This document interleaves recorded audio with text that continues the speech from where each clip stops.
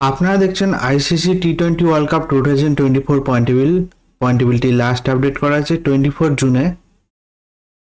23 জুনে USA versus ইংল্যান্ডের মধ্যে ম্যাচ হয়েছিল, সেই ম্যাচে ইংল্যান্ড উইন হয়েছে। তাই আজকের পয়েন্টেবিলিটি ঠিক এরকম।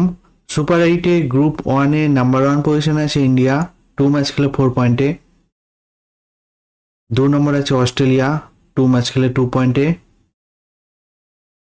3 নম্বর আছে আফগানিস্তান, 2 ম্যাচ খেলে 2 পয়েন্টে। 4 নম্বর আছে বাংলাদেশ, 2 ম্যাচ খেলে 0 পয়েন্টে। সুপার 8-এ গ্রুপ 2-তে নাম্বার 1 পজিশনে আছে ইংল্যান্ড, 3 ম্যাচ খেলে 4 পয়েন্টে।